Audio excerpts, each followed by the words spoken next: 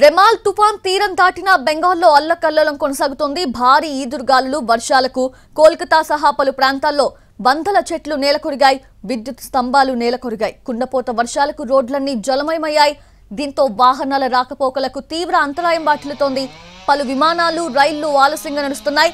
వందల విమాన రైలు సర్వీసెస్ ని రద్దు చేశారు.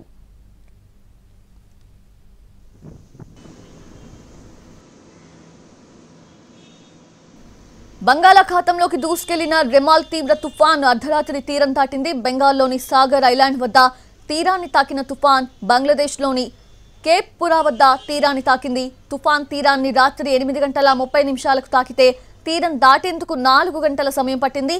అర్ధరాత్రి 12:30 సత్కిరా జిల్లాలో రెమాల్ తుఫాన్ తీరాన్ని దాటినట్లుగా బంగ్లాదేశ్ వాతావరణ శాఖ అధికారులు ప్రకటించారు. రెమాల్ ల్యాండ్ ఫాల్ సమయంలో గంటకు 135 కిలోమీటర్ల వేగంతో బలమైన ఈదురుగాలులు వీచాయి. తుఫాన్ తీరం దాటాక గంటకు 90 నుంచి 115 కిలోమీటర్ల వేగంతో ఈదురుగాలులు వీచాయి.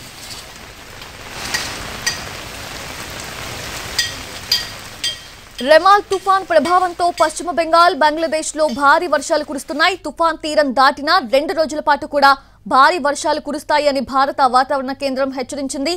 కోల్కతా పరిసర ప్రాంతాల్లో అత్యంత భారీ వర్షాలు కురుస్తాయని అలర్ట్ గా ఉండాలని సూచించింది.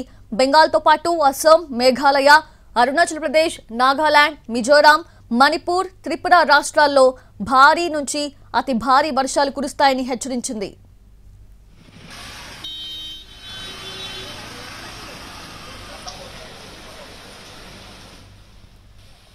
ఇక ఉత్తర బంగాళాఖాతంలో రెమాల్ తీవ్ర తుఫాన్ గంటకు 16 కిలోమీటర్ల వేగంతో పయనిస్తూ తీరం దాటింది. తీవ్ర తుఫాన్ తీరం దాటిన తర్వాత క్రమంగా బలహీనపడుతోంది. తుఫాన్ ప్రభావంతో దక్షిణ బెంగాల్లోని సముద్ర తీర ప్రాంతాల్లో ఎడతెరిపి లేకుండా వర్షం కురుస్తోంది. కోల్కతాలో రోడ్లు నీట మునిగాయి. దీంతో వాహనదారులు తీవ్ర ఇబ్బందులు పడుతున్నారు.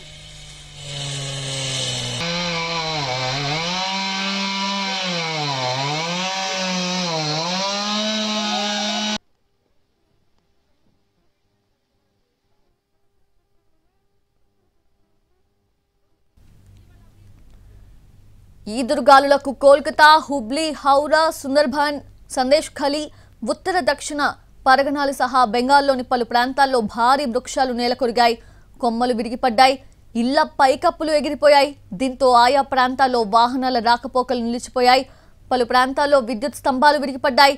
కూలిన వృక్షాలు, విద్యుత్ స్తంభాలను డిజాస్టర్ మేనేజ్మెంట్ టీమ్స్ తొలగిస్తున్నాయి. విద్యుత్ సమాచార వ్యవస్థను పునరుద్ధరించేందుకు శ్రమిస్తున్నాయి సంబంధిత శాఖల సిబ్బంది.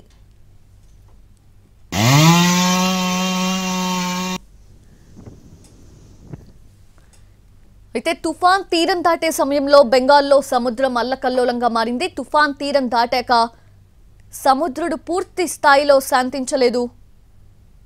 ఇప్పటికీ ఉవ్వెత్తునాల ఎగిసిపడుతూనే ఉన్నాయి. బెంగాల్లోని తుఫాన్ ప్రభావిత ప్రాంతాల్లో సహాయక చర్యలు కొనసాగుతున్నాయి. 9 జిల్లాల్లో ఎన్డీఆర్ఎఫ్, ఎస్డీఆర్ఎఫ్ టీమ్స్ అలర్ట్ గా ఉంటూ సహాయక చర్యల్లో పాల్గొంటున్నాయి.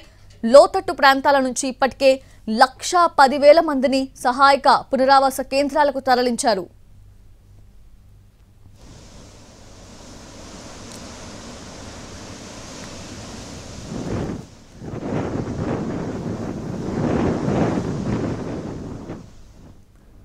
కోల్కతాలోని తుఫాన్ ప్రభావిత ప్రాంతాల్లో బెంగాల్ గవర్నర్ సివి ఆనంద్ బోస్ పర్యటించారు. వీధుల్లో చెట్లు పడిపోవడాన్ని పరిశీలించారు. డిజాస్టర్ మేనేజ్మెంట్ టీమ్స్ తో మాట్లాడారు. రోడ్లకు అడ్డంగా పడిన చెట్లను తొలగించడాన్ని దగ్గరుండి పరిశీలించారు గవర్నర్.